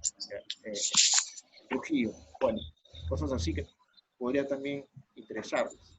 Y bueno, eso es un poco lo que les podría decir de manera de introducción, porque bueno, hay una variedad de autores en realidad que uno puede recomendar y que con el tiempo ustedes podrán ir viendo también, seguramente. Y como usted ha dicho también, de cierta forma, también los libros no todos nos van a gustar y para iniciar, ¿no? Creo que usted también en una de sus entrevistas mencionaba acerca de lo que dijo Borges, no todos los libros han nacido para todos, ¿no? Para nosotros. Y también, de alguna forma, lo que ha mencionado, los libros o los cuentos de Ribeiro, que de alguna forma con Cuarto hemos leído. Alienación, por ejemplo, que incluso hasta en cortometraje ha ganado un cortometraje peruano también, ¿no? Sus diarios, ¿no? Son muy buenos como para iniciar la lectura. Exacto. Muy, no sé, por ahí alguien había levantado ya la mano, se me fue, no lo vi. ¿Sebastián? Bueno, ante todo, muy buenas tardes, escritor Aliaga. Y bueno, tengo una pregunta para usted. Bueno, usted antes nos recomendó y nos habló de Mario Vargas Llosa y de otros autores. ¿Pueden estos probablemente ser alguna inspiración suya o tiene algún otro autor como referente, por decirlo así? Ya puede ser peruano o extranjero. Sí, bueno, hay varios en realidad, pero sí, Vargas Llosa ha sido un autor para mí referente siempre, ¿no?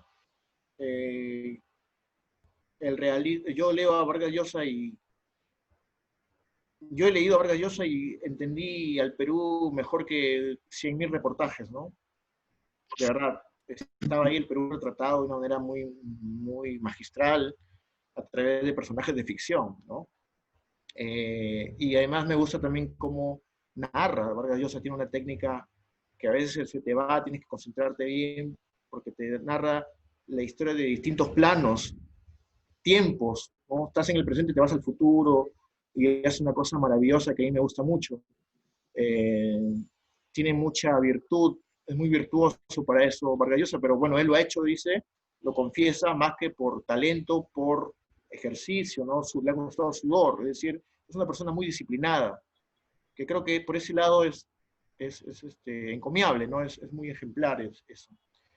Bueno, y luego, yo siempre cuando leía a Julio Cortázar, el argentino, siempre digo que cuando leía a él sentí que, bueno, se podía hacer un poco de todo cuando escribes, ¿no? Cortázar escribía con una libertad y un ingenio grandioso, y ahí es donde yo me di cuenta que se podía hacer mucho y se podía escribir de distintas formas, con mucha libertad creativa, ¿no? Y yo por ese lado también pongo ahí a Cortázar, y bueno, luego, bueno, ¿Qué otros referentes puedo decir? De los últimos referentes, señalaría quizás al sueco Stieg Larsson, que también era periodista de investigación, de economía sobre todo, que ya falleció, pero que publicó una saga tremenda, ¿no? Como es Millennium, la saga Millennium, con un personaje emblemático, una chica hacker, ¿no? Con tatuajes, y feminista prácticamente, ¿no? Una heroína feminista. Pero es una saga de novelas de crimen, pero también de mucho suspenso, ¿no? Y me gusta mucho, creo que ha sido una de las grandes cosas que he leído, y es un autor a quien admiré gracias a esa saga, porque era además periodista, y se dedicó a escribir esas novelas, y murió antes de ver su éxito, porque se convirtió en un boom. Hay incluso una película sobre la novela esta de la saga Millennium. Pero bueno, eso es lo que podría mencionar. Yo recuerdo que también cuando era escolar, todavía estaba en el colegio, ya salí del colegio, a mí me conmovió mucho las novelas de Ciro Alegría, sobre todo El mundo es ancho y ajeno, que retrata sobre todo la historia de Rosendo Maki, un campesino, un líder campesino en Huamachuco, aquí en La Libertad. Y me parece que es una gran novela que también deberían leer. Se ha olvidado un poco, nos hemos olvidado un poco de Ciro Alegría, pero la verdad es que es una gran novela. El mundo es ancho y ajeno, y yo creo que se debería volver a leer, debería leerse con más fruición. Y es un autor que descubrí de muy joven y que también me inspiró mucho. Creo que hay distintas obras que, dependiendo de nuestros gustos o dependiendo de las temáticas que a nosotros nos interesen, como me comentaba también uno de los estudiantes que me decía, si bien las lecturas que estamos leyendo últimamente son muy reales, también tenemos otras opciones, quizás las de ficción, ¿no? Como me decía, quizás para el próximo año buscar otras que también se aperturen para todos los gustos, que creo que es importante. Muy bien, chicos, no sé, las últimas 2 o 3 preguntas para ya ir finalizando.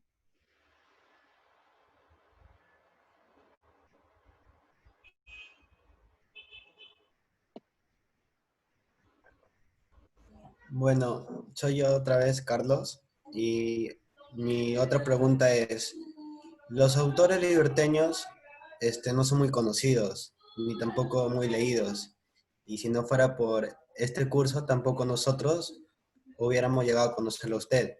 ¿Qué se necesita para valorar más a nuestros escritores liberteños? Bueno, cosas como la que están haciendo ahora en este curso sin duda son muy importantes. Yo he visto, justamente porque alguna vez me tocó acompañar, cómo autores de la libertad van a los colegios y tienen un intercambio, una interacción muy interesante con estudiantes de distintos colegios, ¿no? No solamente de Trujillo, sino fuera de Trujillo. Yo creo que eso ayuda mucho, ¿no? Ayuda mucho a que se internalicen las obras, a que sean conocidos, pero también, sobre todo, ayuda mucho a esta interacción, ¿no? A que ustedes puedan ir más allá de la obra en sí, ¿no? Y poder tener un contacto directo con los autores. Y bueno, definitivamente, como se ha dicho hace un rato, ser autor en el Perú no es fácil, ¿no? Hoy en día uno tiene más plataformas para mostrar, pero los lectores no son tan masivos como en otros países, ¿no? Y ese es un tema que juega en contra. Entonces, juegas todavía con un núcleo de lectores aún limitado, y conforme haya más lectores, sin duda va a haber autores más conocidos, porque obviamente lo conocido pasa por lo masivo, ¿verdad? Y eso va a ser importante. Ahora, algunos estamos recién comenzando, esperemos que con los años, pues obviamente tener un trabajo un poco cada vez más consolidado y también más apreciado, no solamente en Trujillo, sino fuera de Trujillo. Hemos tenido oportunidad de llevar el libro también a Lima, pero sin duda llegó la pandemia y eso nos cortó un poco. Pero definitivamente se necesita mucho trabajo, confiar en lo que uno está haciendo. Y obviamente también hoy en día un escritor no solamente puede publicar y quedarse de brazos cruzados, un escritor tiene que salir a publicitar su libro. Existen hoy día plataformas, redes sociales, modos de buscar que tu libro llegue a más gente o que por lo menos tengan la oportunidad de conocerlo.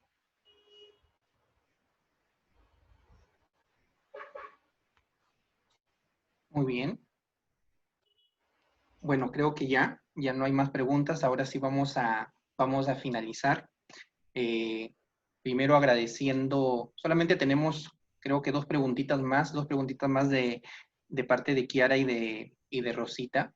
Agradecerle en primer lugar la disposición justo de lo que está mencionando, que es algo que creo que va a ayudar a que no solamente creo enfocándonos a los escritores solamente liberteños, sino que también podría ser de manera un poco más nacional, y ahora con la virtualidad creo que hasta se podría hacer, ¿no? Entrevistar a alguien, no sé, de Lima o de otras ciudades del país, se podría lograr. Entonces, para finalizar, Kiara, ¿tienes una pregunta? Sí. Como estudiante me he dado cuenta, lamentablemente, que en los últimos años los adolescentes y los jóvenes han ido perdiendo el gusto y el hábito por la lectura. Sin embargo, considero que poco a poco volvemos a encontrar estudiantes con ganas de leer. ¿Cómo ve usted a los trujianos en el sentido de lectores? ¿Hay esperanza de que siga creciendo este hábito por leer? ¿Dónde podemos seguir?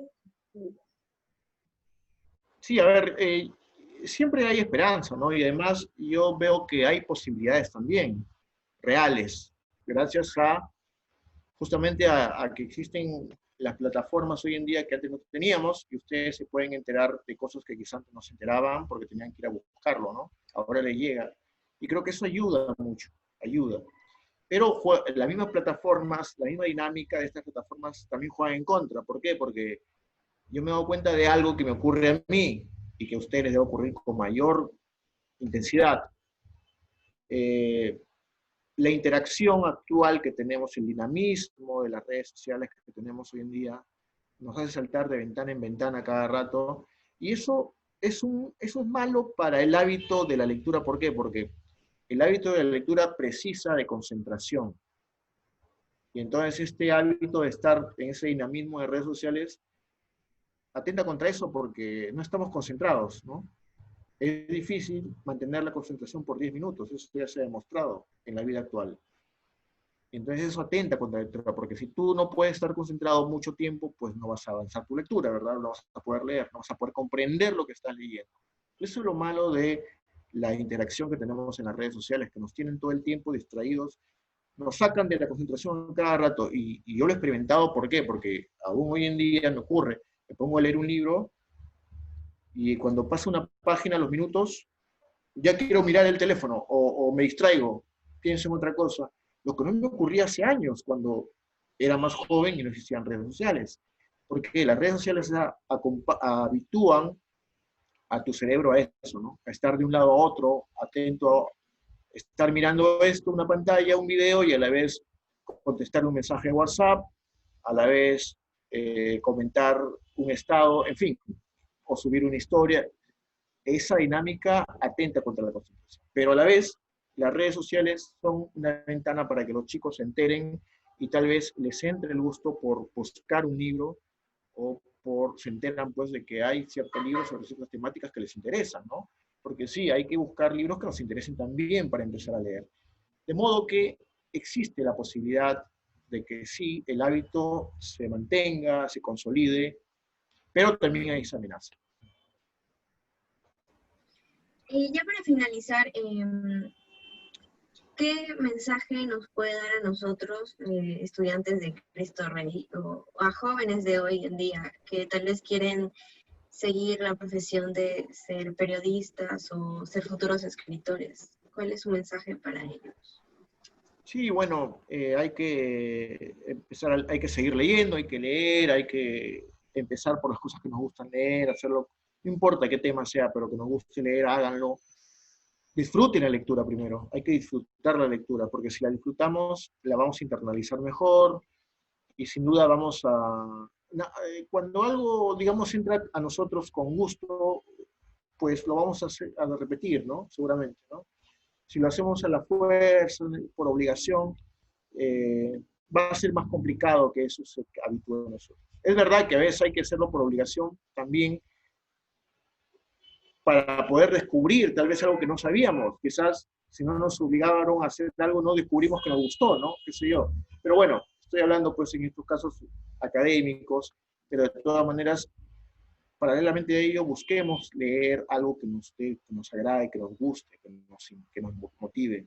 Y bueno, además de eso, yo creo que hay que recordar que todo lo que logran las personas más exitosas, en cualquier ámbito, incluido el periodismo y la literatura, nace por trabajo. Es decir, nada cae del cielo, no es como una tinca que un día te va a salir. Eso ocurre muy rara vez, ¿no? Muy rara vez. Generalmente, en la mayoría de las veces, casi todo el tiempo, los que logran llegar lejos son aquellos que trabajan mucho, que se fijan una meta y trabajan duro, ¿no? Miren, en el caso del fútbol, ¿quiénes son los top del fútbol mundial? Aquellos que se dedican todo el tiempo a entrenar, aquellos que no le importa incluso dejan de lado su diversión y se dedican de lleno porque quieren ser los mejores en lo suyo, ¿no? Miren a Messi o a Cristiano Ronaldo, son ejemplo de ello. Son futbolistas no solamente talentosos, sino que trabajan el doble, el triple, el cuádruple del resto. Ya tienen más de 30 años, pero siguen en un nivel físico envidiable porque no se descuidan, no dejan de entrenar. O sea, ya han alcanzado, digamos, una inmensidad de nivel, pero no se quedan tranquilos, quieren seguir superándose, y siguen trabajando como si fueran malos, como si jugaran mal al fútbol. Esa es una cosa que debemos aprender. Y yo les diría eso, que también debe ocurrir en plenos estudios, a lo que se dediquen, en la literatura, o si quieren ser periodistas o cualquier otra profesión, eso va a ser importante, háganlo con gusto, traten de ser felices haciéndolo, y van a ver que lo van a querer hacer siempre porque no les va a parecer trabajoso, les va a parecer un placer hacerlo. Muchas gracias. Muchas gracias. Yo quiero terminar agradeciéndole bastante la deferencia que he tenido de ser parte de este último panel con cuarto de secundaria. El profesor Harber Vázquez, que es subdirector del nivel secundaria, tiene unas palabras para usted. Y luego también el profesor David Esquivel, que también es parte del área de comunicación. Profesor Harber. Muchas gracias, profesor César. Tengan ustedes muy buenas tardes. Estimado amigo, escritor y periodista Omar Aliaga, de alguna manera estamos agradecidos, ¿no? Por esa predisposición que usted ha tenido, ¿no? Por ese tiempo que ha tomado por atender, de alguna manera atender a nuestros estudiantes, ¿no? Estamos agradecidos por ello, también por esos consejos que usted muestra en sus libros, ¿no? Esas reflexiones, ¿no? Sobre esas acciones, de repente, que usted plasma en su libro, ¿no? Que llevan justamente a nuestros estudiantes a reflexionar, ¿no? A reflexionar sobre la realidad misma, ¿no? A veces tan cruda, ¿no? Que es en la que vivimos, ¿no? Entonces, eso se plasma mucha enseñanza en ello, ¿no? Y de alguna manera, espero que no sea, como ya lo han dicho, ¿no? Que no sea la última, ¿no? Que este tipo de eventos es muy beneficioso para nuestros estudiantes, ¿no? Y para nosotros mismos también, de alguna manera, conocer justamente nuestros escritores liberteños, ¿no? Agradecidos, amigo Omar, ¿no? Eternamente agradecido, ¿no? Por su tiempo que está ahorita compartiendo con nuestros estudiantes, ¿no? Y de alguna manera le deseamos muchas felicidades, muchos éxitos en su vida profesional, ¿no? Y de alguna manera Dios bendiga su vida. Muchas gracias, nuestro amigo Omar Aliaga. Gracias. Gracias, profesor. Muchas gracias. Le agradezco y también, bueno, también espero lo mismo para ustedes. Gracias, profesor Harber. Profesor David. Muy bien, buenas tardes a todos los participantes de este panel virtual. El área de comunicación y la institución educativa de Acción Conjunta Cristo Rey ha creído conveniente preparar esta carta de agradecimiento a nuestro escritor y periodista, Omar Aliaga Loja, por su participación en el panel virtual de clausura, Plan Lector 2020. Leer te transforma y te transporta. Y también por su invaluable aporte a la literatura contemporánea y a su compromiso con una escritura que emociona y que cuestiona a la sociedad. Esperamos el próximo año seguir contando con su valiosa participación. Muchísimas gracias. Muchas gracias. De verdad me emociona mucho ese documento con tanto, bueno, con tanto valor, de verdad. Lo valoro mucho. Muchísimas gracias a usted y sí, agradecerle. Muchas gracias por todo esto. Creo que esto ha sido y es muy enriquecedor para todos. Creo que la interacción con los autores de las obras que los estudiantes leen justamente es un recurso motivador también para la lectura. Y creo que, como ya mencionaron, y a pesar de que suene repetitivo, no solamente con usted, quizás con otros escritores también liberteños, podamos en los siguientes años poder participar y tener como habíamos empezado, quizás en nuestro colegio no es tan grande, es pequeñito. El año pasado empezamos con nuestra semana literaria y tuvimos la participación de varios escritores. Este año, por, bueno, las dificultades, no se pudo, pero creo que este panel ha sido muy bueno, muy significativo. Y nuevamente, muchísimas gracias.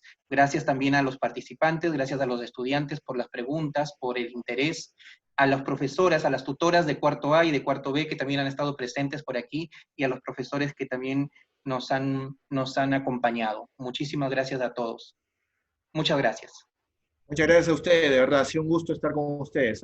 Y ya espero verlos pronto. Muy bien. Muy bien. Hasta luego. Nos estamos viendo con todos, chicos. Con cuarto nos vemos mañana ya. Mañana les envío la información adecuada. ¿Listo? Gracias. Nos vemos. Chao. Gracias.